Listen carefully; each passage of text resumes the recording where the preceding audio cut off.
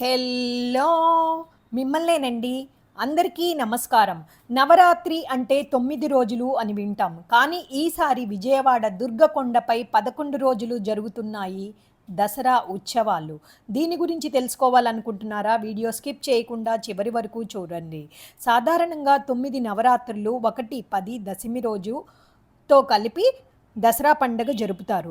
ప్రతి 10 ఏండ్లకి ఒకసారి తిథి వృద్ధి చెందుతుంది.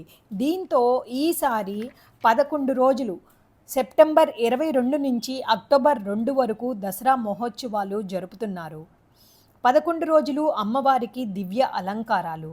చివరి రోజు విజయదశమి. భక్తులకు ప్రత్యేకత. సాధారణంగా దొరకని అదృష్టం ఈసారి భక్తులు అమ్మవారి దర్శనాన్ని 11 రోజులు పొందబోతున్నారు. ఇది నిజంగా అరుదైన శుభ సందర్భం.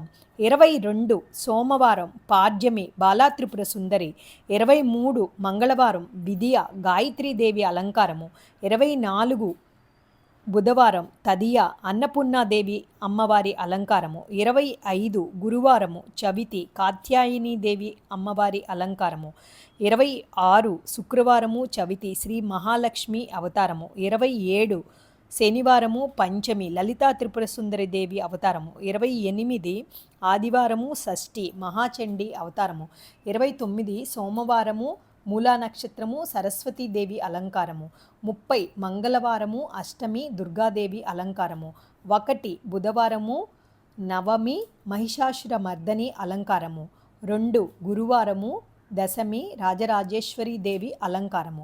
11 రోజులు 11 అవతారాలు మనకు దివ్య దర్శన భాగ్యం. ప్రతి అవతారం ఒక ఆశీర్వాదం, ప్రతిరోజు ఒక పవిత్ర యాత్ర. దేవి దివ్య రూపాలు మన హృదయాన్ని జ్ఞానంతో భక్తితో నింపుగాక. విజయవాడ దసరా ఉత్సవం భక్తుల హృదయాల్లో శాశ్వత జ్యోతి.